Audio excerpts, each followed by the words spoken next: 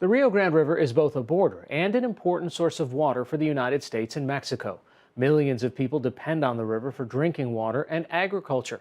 As the population in the region grows and climate change brings longer lasting droughts, there are some predictions of a regional water shortage. In a 9-part series called Shallow Waters, Quartz and the Texas Observer investigated the potential water scarcity on both sides of the border.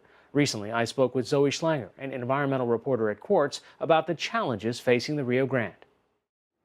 Zoe Schlanger, thanks for joining us. You take a long look over a series of stories about what's happening on the border. Our border with Mexico is one that is predominantly a river for most of it, and the river doesn't necessarily care who's on which side.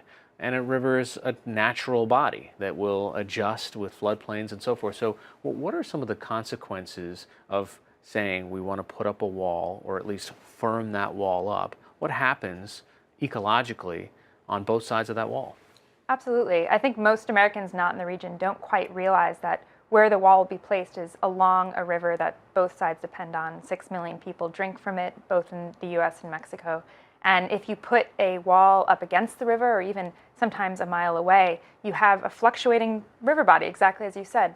And we've already seen a few years back, in 2014, in the section of a border wall already put up in Nogales, Sonora, and Nogales, Arizona, that border area, it caused a flood because walls act like dams. And so when the river swells and there's massive rainfall during a monsoon season, the debris just piles up and water can't pass. And so in that instance, 2 people died in those floodwaters. So that's something that we have to think about. These are huge floodplains on either side where people are actually dependent on this to grow crops, to drink water, as you said. So is there cooperation between the two countries to kind of say, okay, there's the politics of it, but there's also just the fact that we need this water on both sides to survive? Absolutely. There's kind of a second set of politics happening along the border as that it pertains specifically to water that most people don't know about. But the State Department has an employee who negotiates directly with Mexico, and they meet and they talk all the time. I've met both the Mexican commissioner and the US commissioner and seen them eat lunch together. It's a very collegial relationship because it has to be, because we rely on Mexico in the US for drinking water in that area.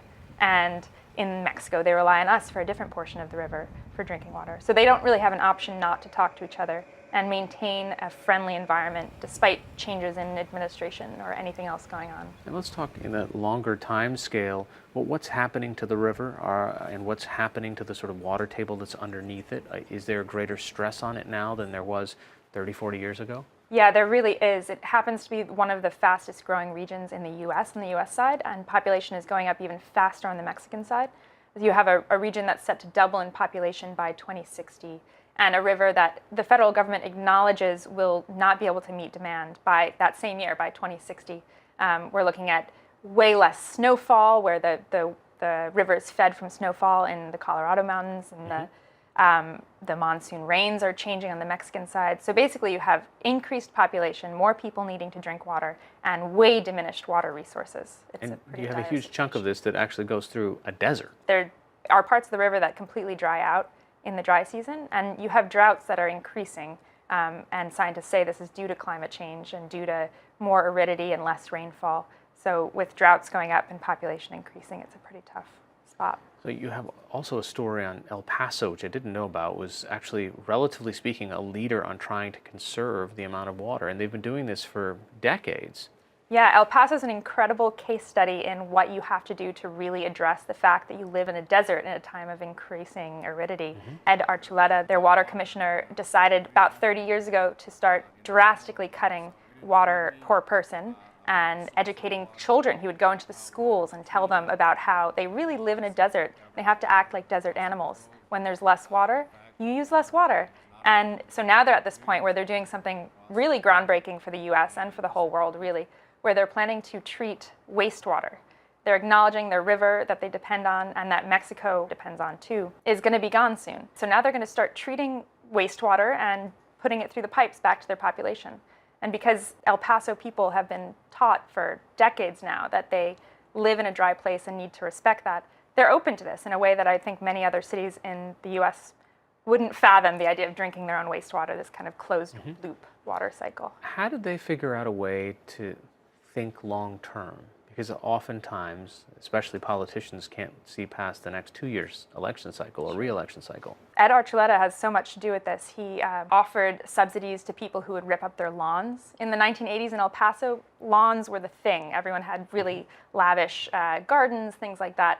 And he cut that out. He said, I'll pay you $1 per cubic foot of lawn that you rip out and help you put in more desert plants or rocks or things like that. And so now you go to El Paso, you don't see those lawns anymore. It's just been this kind of slow re-educating people on what they need to do to make that city survive. And that's become a model for other dry cities around the country and possibly around the world as well. And this was a series in conjunction with the Texas Observer. As you went through this, what was the aha moment for you in the reporting?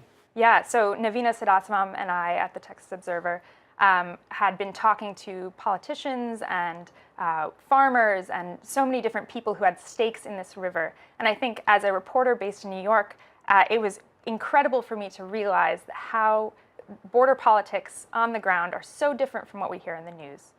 When both sides know that they need each other for this resource, no one can live without water, no one can farm without water. There's so much more collaboration than you'd think of. So really right now, it sounds like everyone's kind of holding and waiting to see what happens on the national level with the Trump administration as to how that will affect things on the ground for them. But on the whole, there's so much more collaboration than people think about.